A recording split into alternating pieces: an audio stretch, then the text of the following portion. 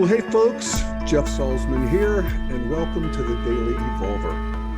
It's Wednesday, May 25th, 2022, and I am coming to you live from this vale of tears, planet Earth, where we in America are waking up to another mass shooting, the second in 2 weeks. This time in a middle school in a small Texas town, 19 kids, aged 10 and 11 years old, a teacher, another adult. And, some of them are, there's 3 or 4 people in critical condition, kids. And like, I'm sure you and all of us, I'm just sick about it and just outraged that this is happening. And I hear the voices, in fact, in my own head, saying nothing's going to change. America has a hopeless, violent streak. The political system is deadlocked. Nothing can happen. And yet, I have to say that this seems different to me somehow. It feels like there's something, a new pattern here, a new differentiation here, wants to be seen in a greater resolution. This is, the movement of consciousness. We learn more, we see new patterns. And what we're seeing here with this 2 in a row here, and also, I might say, with the Boulder shooting that happened here in Boulder a year or so ago, where 10 people were killed. And I knew one of them very close to what's my partner's ex-wife and the mother of his children. And that hit close to home. And, I'll talk about the pattern that's emerging here. But first of all, I have to say that one of the things that's happening for me, and I don't know whether it's because of my personal knowledge of the Boulder shooting or a greater sensitivity in general, probably both. One creates the other. But I feel this need, and I appreciate the media for this, honestly, and social media too.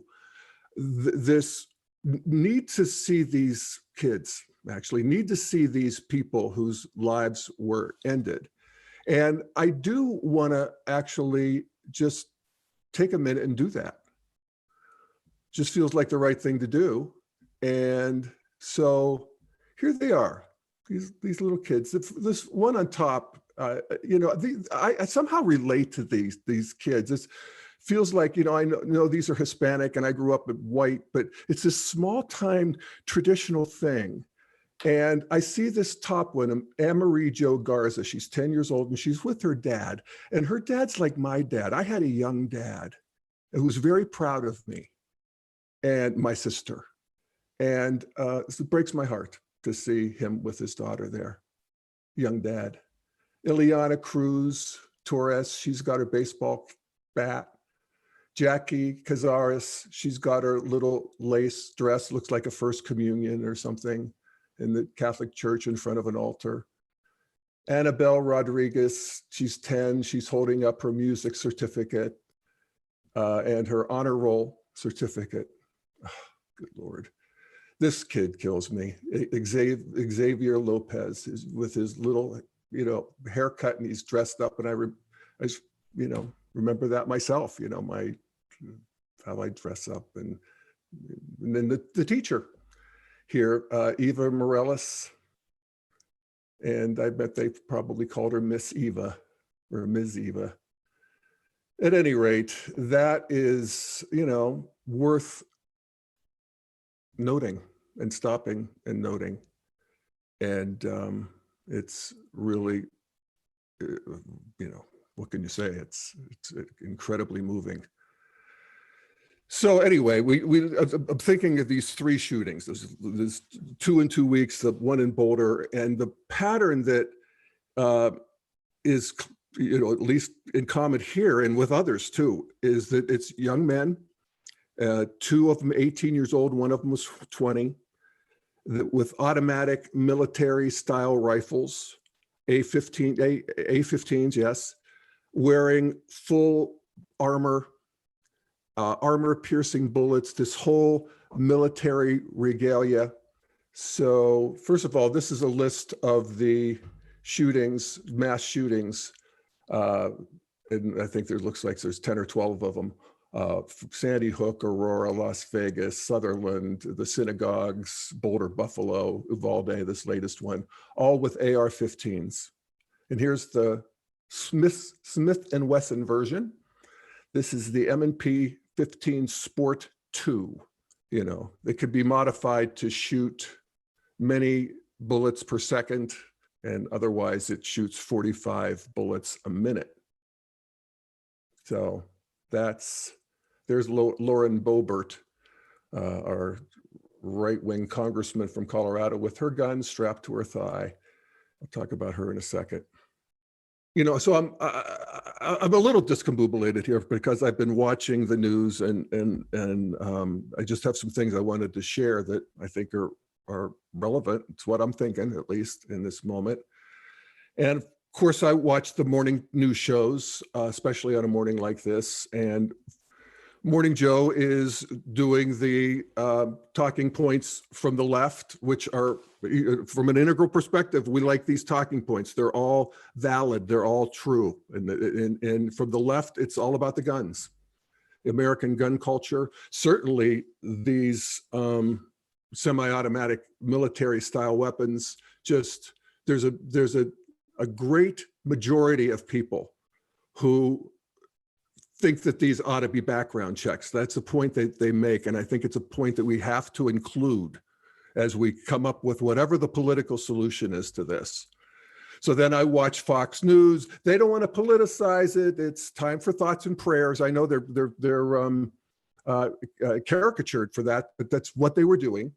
And then to the degree that they had solutions, it was the culture of the left, godless, permissive, violent, video games. Maybe we need more guards at the school. I don't rule that out in the short term. You know, they talk about retired military and know what they're doing with guns, and they guard the entrances to schools.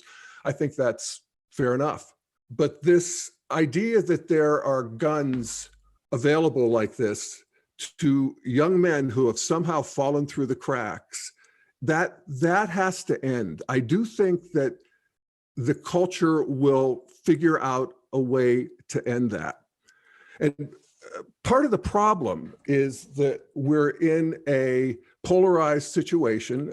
I'm not sure we ever weren't. You know, as I grow up, I think there was always, the culture was always at some kind of a war. But politically, we can see that there is, you know, people have sorted, we've grown in our tribal identifications, and they are natural. You know, these are developmental, you know, if we think about the difference between just looking at guns. I can remember when I was a kid, and I grew up in Western Pennsylvania in a rural hunting situation, everybody had guns. My dad had guns, my uncles and nephews, and they all went hunting up at the hunting cabin. And I wanted no part of it. I didn't think my way into wanting no part of it. It just repulsed me. And it always has. I'm just a natural liberal on that one. I just came out that way. And nobody around me was, but I was. And I understand, and I think about so much of the culture war becomes performative. That is, it's like Lauren Boebert with her gun strapped to her thigh. You know, you want to be seen as somebody who's that new woman who's running for governor of Georgia, and she's about the Jesus, babies, and guns. That's her platform, you know, and that is a traditionalist platform. We liberals have to somehow sort out that it's going to be okay. It has to be. I mean, we can't be against guns in America just flatly. First of all, there's too many of them. There's 350 million guns. There's more guns than people.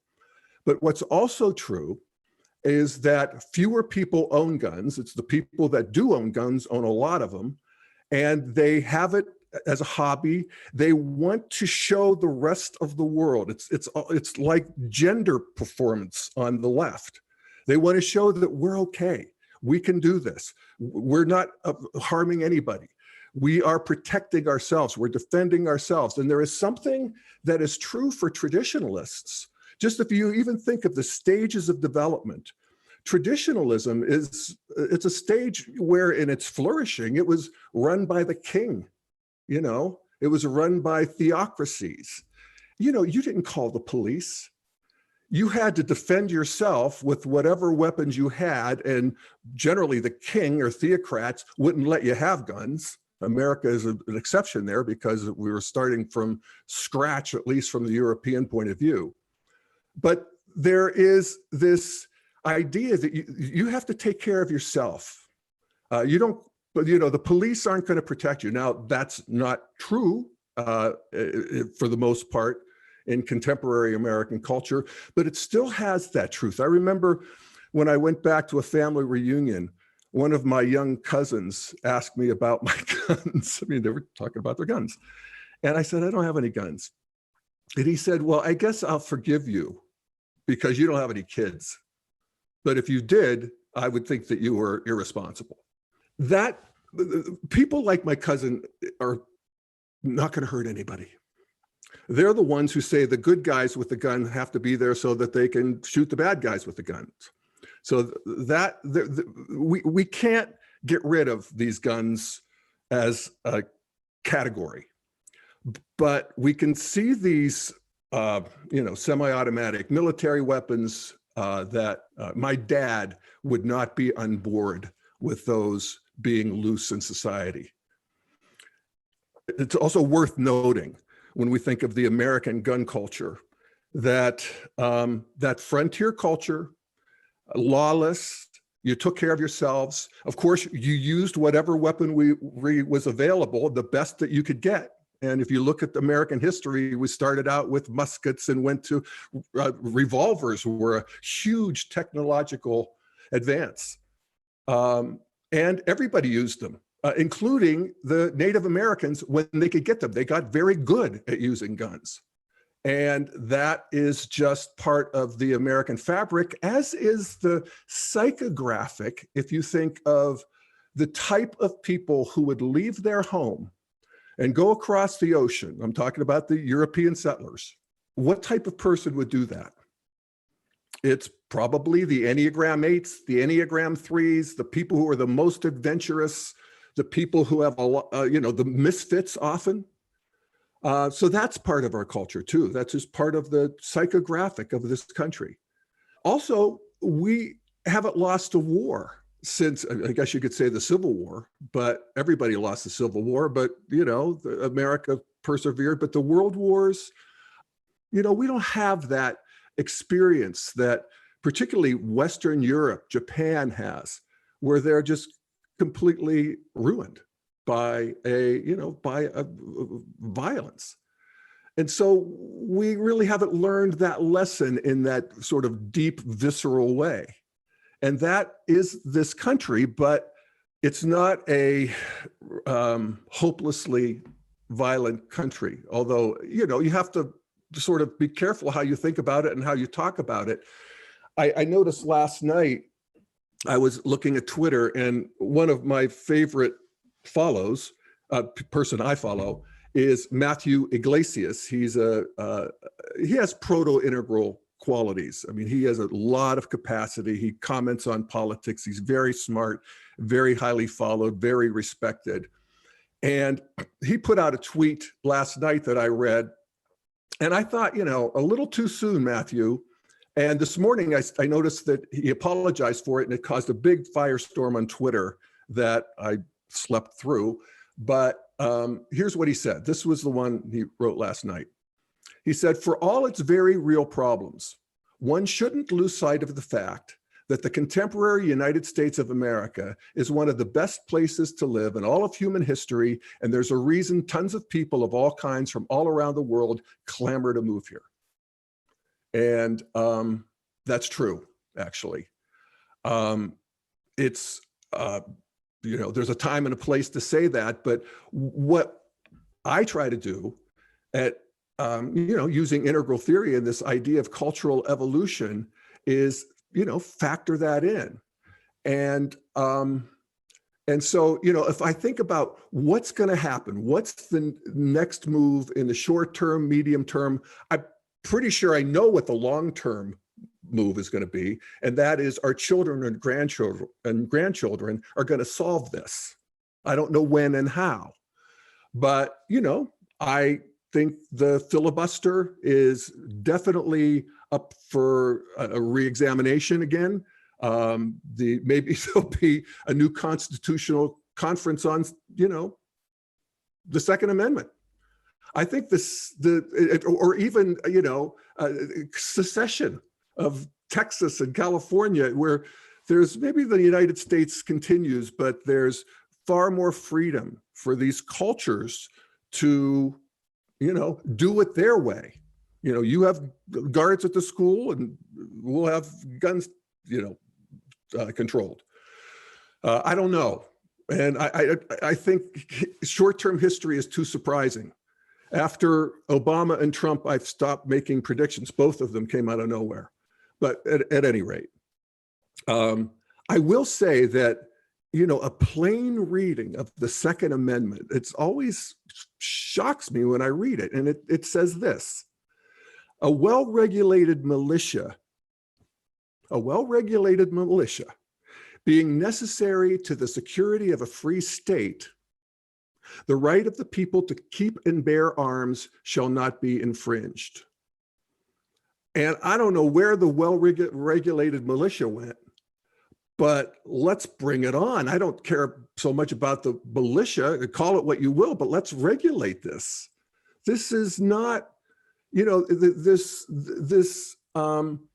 shocking technological advance in killing machines just puts too much power in the hands of people who are, call it evil, if you will. I mean, I don't know if there's an ontological evil in the world. I don't rule it out. But I think actually development and even just psychology explains it well enough. You don't have to go to the metaphysical. And that is that, if you read these tweets and manifestos and in the thinking of these people who do it, their moral development is arrested in that they don't see people as having moral consideration. They see people as objects that they have to, act on, and everybody's guilty and everybody's hurt them. And it's a very contracted stage of development in that line, that moral line. They can be technologically good. Obviously they are. They pull off these, these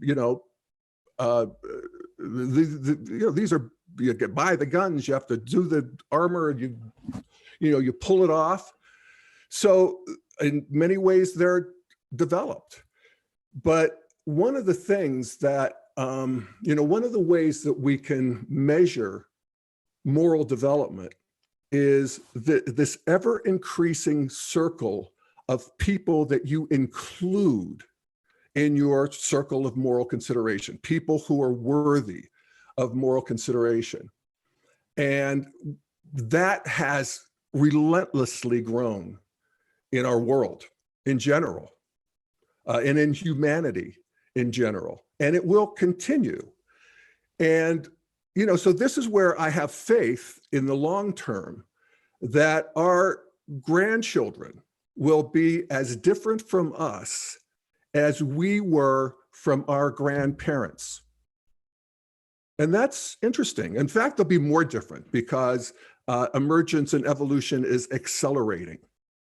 So that's like, we think about, when I was a kid, I don't remember any of the wonderful adults I was raised with. And I had wonderful parents and wonderful aunts and uncles, a big extended family, great aunts and uncles and grandparents.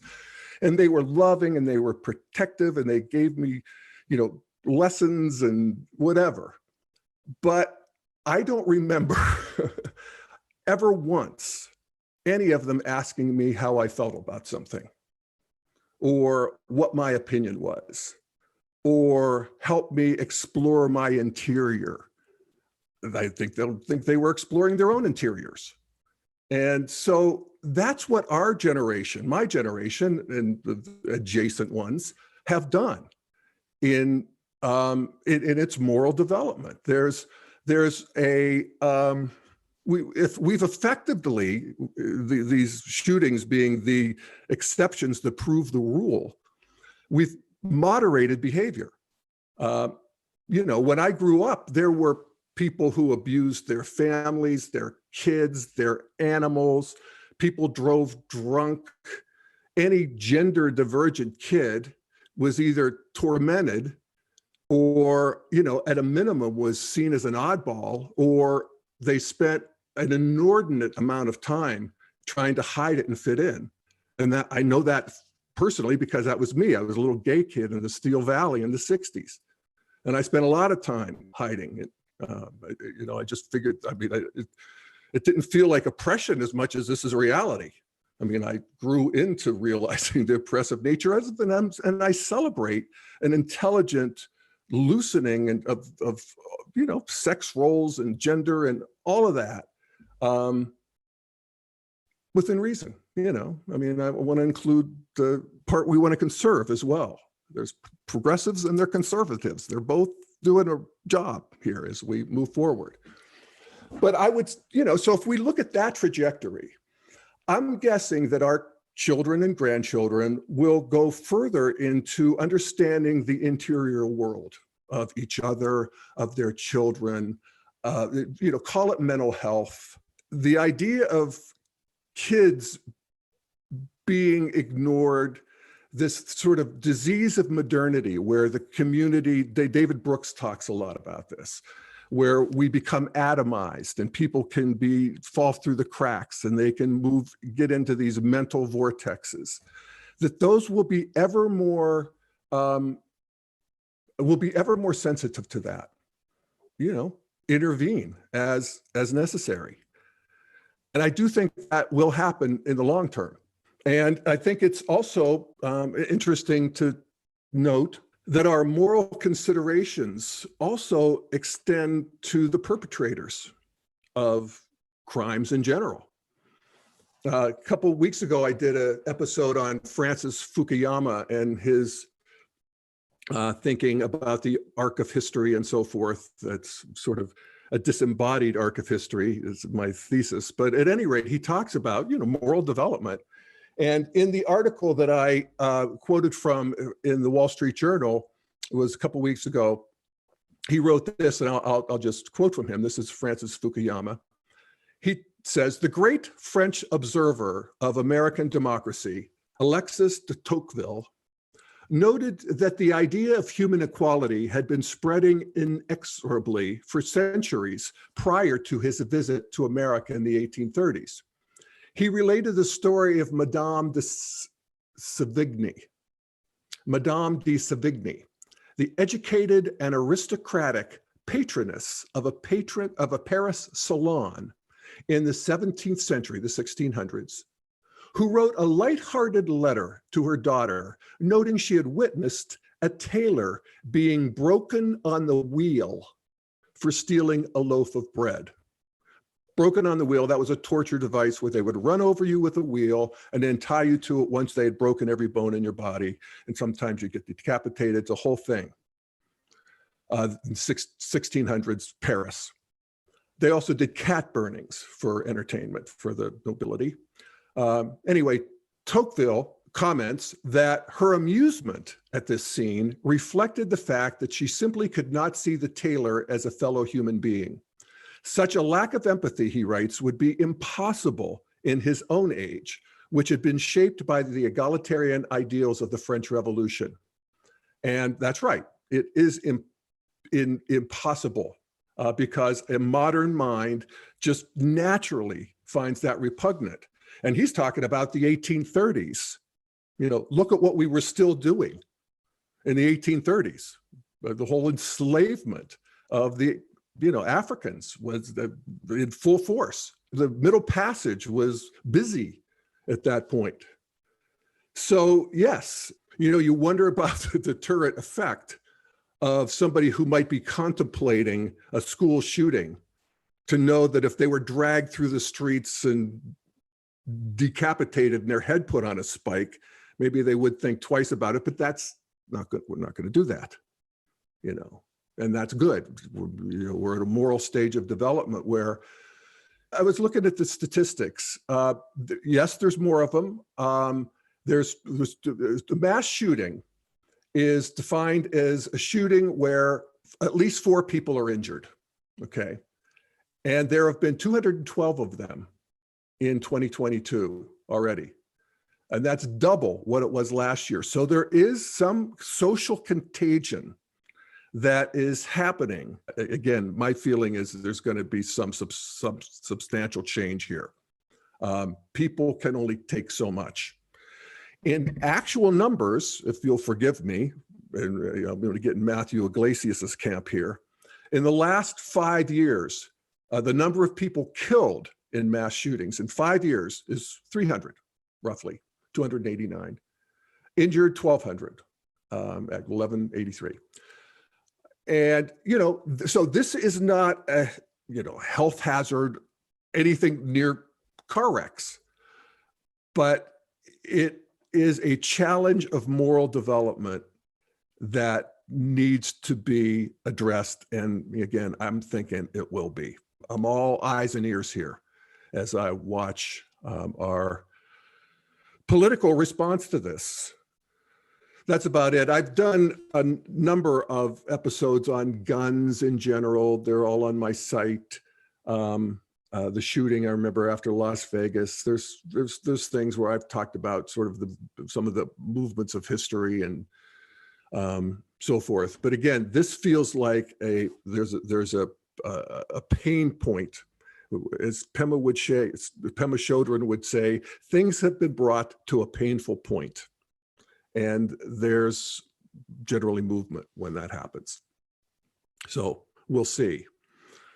In the meantime, I'm outraged, and I want to be outraged, and I'm sick, and I want to be sick.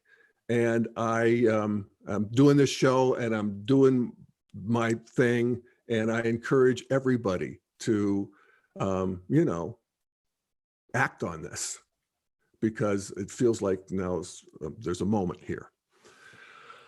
All right. So anyway, thank you for listening. This is my last weekly show until September 7th. I'm taking June, July, and August off to, as they say, work on other projects. And we'll see what other projects I work on. Mainly my project I'm most looking forward to is being a housefrau and cooking and doing my gardening and maybe doing a little political action actually here. So anyway, thank you for Integral Life, and for those of you who are joining live in the Integral Life portal, everybody check out Integral Life. There's wonderful new stuff. Corey DeVos just did it. It's integral theory applied to racism. Really helpful. Integral helps so much. The idea is that we want to include the wisdom of these warring worldviews into a integrated worldview, which leaves basically the contraction of thinking you're the only right one behind and, moving forward. So I would also thank the Institute for Cultural Evolution. Check out their magazine, The Developmentalist. Check them out. Thank you for those of you who are on the Developmental Politics Facebook page live. I appreciate you. I feel you. And I'll feel you all again next September 7th in 3 months. Yeah, I might pop up between now and then, but we'll just have to see. All right. Okay, well, thank you, folks, and love and blessings to all.